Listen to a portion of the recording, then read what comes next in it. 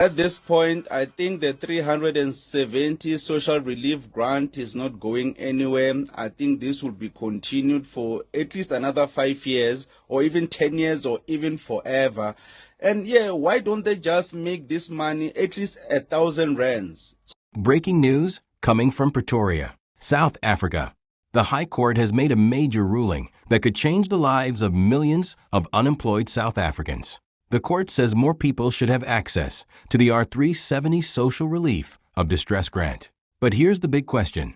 Is R370 even enough to survive in today's South Africa? Many citizens say the amount should be increased because food, transport, electricity, and rent keep getting more expensive. Stay with me because we're breaking everything down. Before we continue, please like this video, subscribe, and tell me in the comments. Should the R370 grant be increased? Let's discuss. At this point, I think the 370 social relief grant is not going anywhere. I think this will be continued for at least another 5 years or even 10 years or even forever. And yeah, why don't they just make this money at least 1,000 rands so I can just chill at home and follow my dreams and not necessarily have to do a 9 to 5 anymore. So anyways, the High Court has ruled that they want at least easier access for everyone to get access to the 370 social relief grant, meaning that the threshold of you having maybe 624 rands in your account or less than that for you to get the grant, they want to challenge that. And also they want people to access the grant not just from your phone. Maybe you can go through other means, because there's a madala somewhere who's trying to access this money and they don't have a smartphone or an iPhone. Maybe they have a tweet somewhere and they want to access this grant but they can't, or they are technologically inclined. So this will be simpler, making it everyone to access the grant, even if you don't have a smartphone, or even if you are getting 2,000 in your account or 1,000 rands in your account, you can still get the grant. So a previous Pretoria High Court judgment found that critical design aspects of the SASSA grant, such as the online-only application process, strict bank database verification, and a low 624 rands means test threshold, unlawfully excluded millions of eligible people. The state, represented by the National Treasury and the Department of Social Development, argued that the grant was intended as a temporary COVID-19 relief measure and that declaring it as a permanent facility or raising its value places an unaffordable burden on the fiscus. Organizations like the Institute for Economic Justice, IEJ, and the hashtag Pay the Grant, represented by the Social Economic Rights Institute of South Africa, SqRD, are defending the lower cost findings, arguing that the high poverty levels require expanding access and increasing the grant amount to at least make sure that the living costs are mitigated, because right now everything is increasing. Inflation is crazy. I know there are some people who don't want these 370 to still exist, because they argue that many people that have access to this money are using it to buy alcohol and for things that are useless. But I argue that most of the people really need this money, especially females that have kids. They use this grant to actually make sure that they keep their household intact, especially if you are unemployed. Many people use it for useful things. But, with money, even if people are working, some people use it for alcohol. At the end of the day, month end, when they get paid, they buy alcohol. So obviously, even the 370, there will be people that spend it on such things. So we cannot really say that people shouldn't get the grant just because of that reason. And the most important thing of all is that many socialist government, especially like the ANC, especially in the Scandinavian countries, Norway, Switzerland, and all of that, they're getting this kind of money. And it's more than 370, and they can afford it, and their people are living good. So we shouldn't take this away from the people, because I think individuals that are unemployed really deserve this, especially because South Africa, as Pagelo Mthakathi said, if South Africans were given 1 million each and every year, South Africa could afford it. I think the only reason that wouldn't happen is because inflation would go out of hand. Because if you are giving everyone 1 million rands, then there's no reason for them to work. Services would get expensive because people will be overcharging because they know that everyone has money. So it wouldn't be good for the economy. The government can do it, but doing it would be detrimental. It will devalue everything. Everything will be inflated because if they know that everyone gets 1 million rands every year, what would you charge for an apple? You'll probably say 100 rand for an apple because you know that everybody can afford it.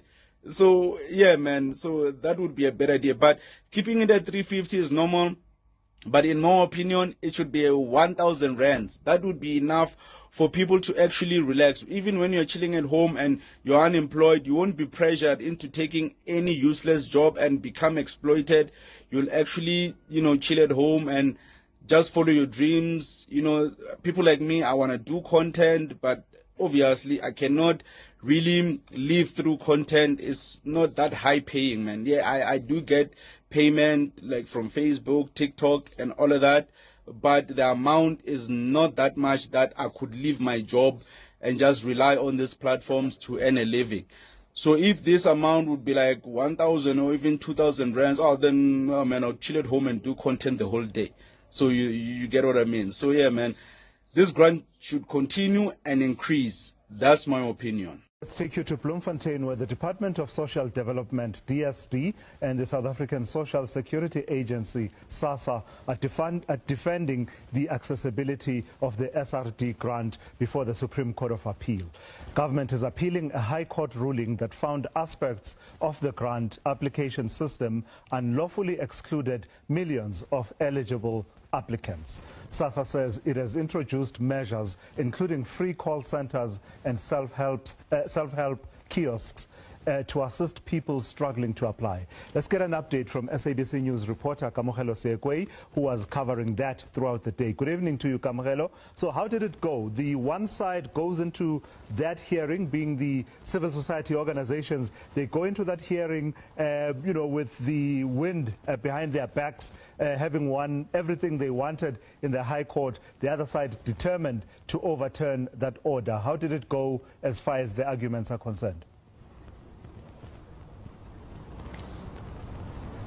Good evening to you, Tulas, and good evening to the viewers as well. Well, as you've rightly said, the other half of the people who were here in court today came into the courtroom obviously knowing that they have a win, and the others are trying to defend themselves from the High Court judgment in the North Gauteng.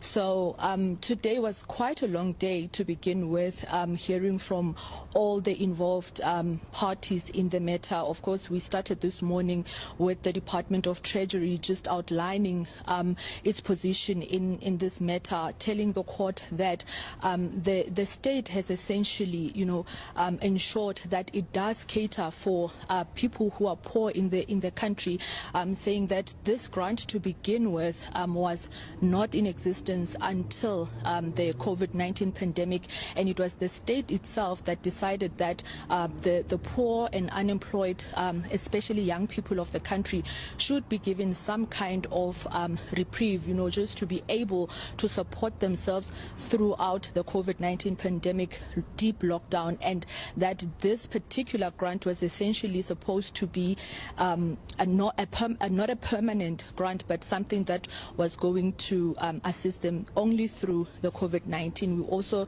heard from the Department of Social Development, obviously together with SASSA, also saying that they have taken measures to ensure that there is access, but as we know by now that the advocacy groups are saying that there has not been enough that was done, and there's still a lot of people that are excluded from accessing this particular grant. But I just want to bring in the executive head of IEJ, Gillard Isaacs, just to talk to us a little bit about the proceedings here today. Just perhaps start by just giving us an impression of what you think. We saw at some point the judges being quite engaged, particularly with the senior counsel representing the Department of Social Development and SASSA. Just your impressions. Yeah, it is clear that these judges have read the papers and are engaging in a robust way. We're feeling upbeat about this. What I think we see is the court grappling with various currents of this case. On the one hand, the court is clearly indicating through its questions that it sees many measures that have been instituted as implementing barriers to access, right? A court probed on the online-only application, on no new information on appeal, on biometric verification, needing not just a smartphone, but one's own smartphone. So there was a clear sense that the court saw these measures as unfair limitations. At the same time, the court seemed to want to accept National Treasury's argument that wider access is unaffordable, and seems to want to accept that's being made as a kind of good faith in the best interests of the country. What I'm not sure has sufficiently landed yet is that those measures, those exclusionary mechanisms aren't there by accident. Those measures have been put in place precisely as a way of limiting access in order to try and save money and stay within arbitrarily set budget caps. And I hope that in the thinking which they do after this, that penny further drops. You know, the advocate obviously representing the IEJ today spoke to the fact that since inception of this grant, when we talk about issues of budget and of course affordability of this grant to the wider society, that since its inception, the budget has not been fully spent. So just talk to us about that. Yeah, the first year it was 44 billion, and it's been cut gradually to 33 billion. That's both because the value has stagnated.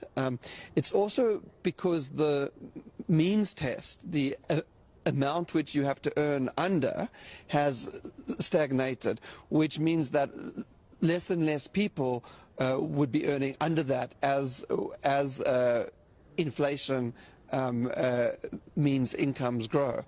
But what it is indicating is, in our view, that these deliberately implemented exclusionary mechanisms have been working, right? What it also indicates is that budgets aren't, and the National Treasury would like us to have this notion of a budget as somehow externally fixed, right? That there are these external circumstances and therefore we have just this envelope and absolutely no more. But what this shows is in fact that's not how budgets work, right? That there is a constant series of reallocations, jigging, underspend somewhere, overspend elsewhere, and that there is supposed to be this level of flexibility within the system, and just as that flexibility might accommodate a underspend by lowering the allocation, so too if we find that actually there's 11 million people who qualify, not 8.5, one should allocate extra funds to ensure that all those which qualify have access.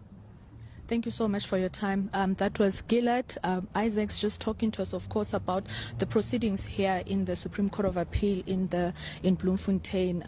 You know, Thulas, at the center of this, of course, are the people who probably need this money more than anything. And the difference between getting the 370 and not getting it is whether a person is able to put food on the table or they're not able to do so. And this is something that was highlighted quite robustly by the IEJ legal representative in court today, saying that even the 20 rand that was added is something that is commendable, because the amount of money that these people receive is quite low, and it does not really meet the requirements, but it is something that is assisting a lot of people to be able to support themselves. With that, is back to you. Kamahelo, thank you for that reporting. It sounds like a day of vigorous and rigorous legal debates before the justices of the Supreme Court of Appeal in one of those cases that are truly of great consequence in our country's socio-economics. Different South Africans have reacted differently. Common opinions. R370 is too little. More unemployed people deserve help. Government should create jobs, not rely only on grants.